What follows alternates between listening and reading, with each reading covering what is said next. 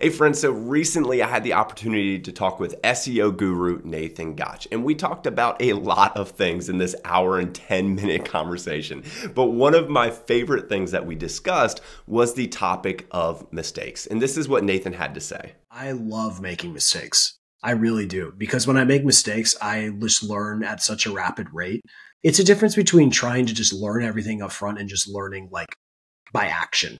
And I agree 100%. For you to level up with your business through marketing, you have to try new things. You have to learn, you have to grow, you have to experiment. And if you're just playing it safe, you're never gonna win in the game of business. And so in this week's video, we're gonna do something a little different. I'm gonna share with you the most embarrassing, the worst SEO mistake that I've made in my 13 plus years in digital marketing. If we haven't met yet, my name's Scott Redgate. I'm an online marketing coach, and the purpose of this channel is to help you make more and spend less in your online marketing and give you the confidence that you need that you can manage your own digital marketing campaigns without hiring an expensive agency that doesn't understand your business to do it for you. Before I share with you the most embarrassing mistake that I've made, I have a free gift for you. It's my 7-day online marketing jumpstart doc. You can get it at scottredgate.com/jumpstart, and I'll leave a link in the description below.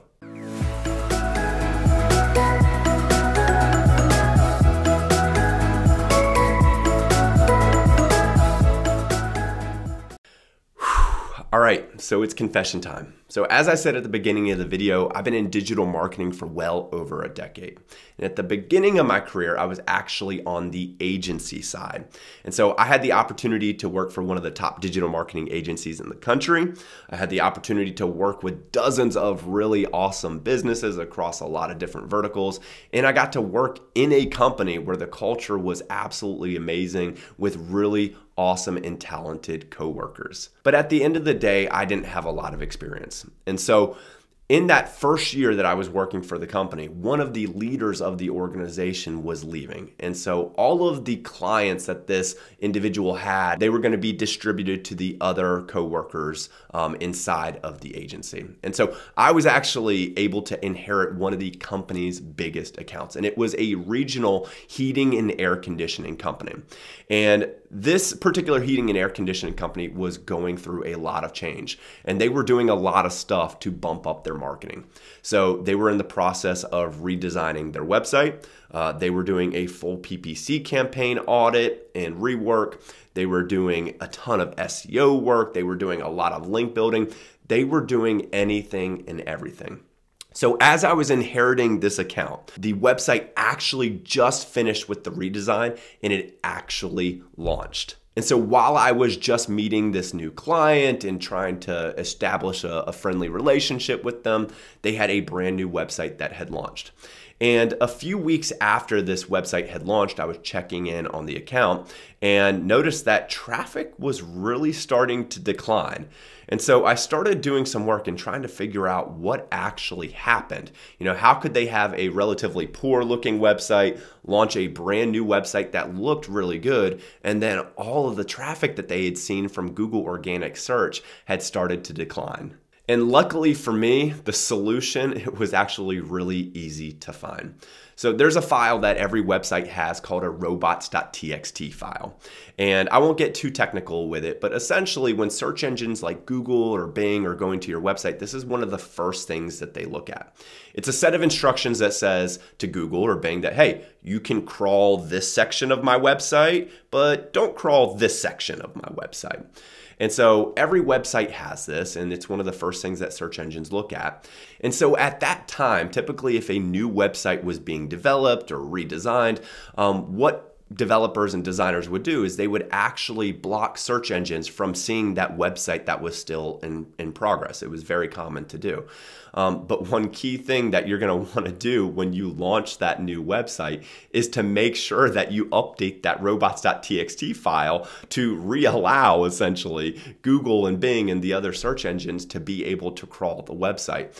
And so unfortunately for me, when that website launched, I didn't check to see if that file, that robots.txt file, had been updated to allow search engines to be able to crawl it. And so what happened was we launched a brand new website, a really nice looking website, but one of the basic fundamentals, the file that tells Google, tells Bing whether or not they can crawl it, was disabling them from crawling it. And so all of that content that had been created during that time period, the search engines weren't able to see. And if they're not able to see the content, how are they going to rank it high? And so all of those rankings that client had in Google, all of them slowly started to fall off because Google could not find their pages. And so fortunately for me, once we discovered that, it was very easy to update that file to allow Google to come in and to crawl it.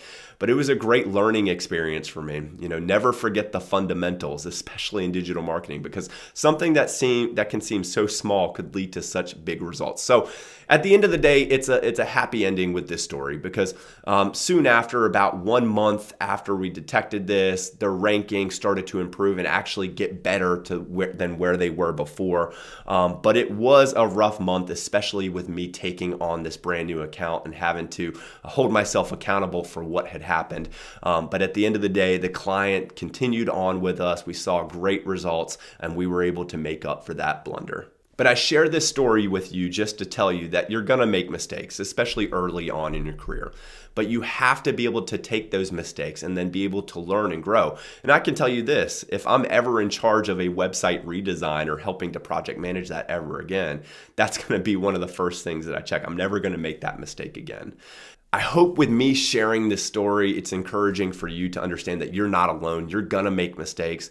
But the key is for us to take those mistakes and the lessons that we learned and to actively try to never make them again and continuing to try to push our ceiling higher and higher. Hey, I hope that video was helpful for you. Could you do me a favor? Could you like this video and subscribe to my channel to give me a little more momentum in YouTube's algorithm?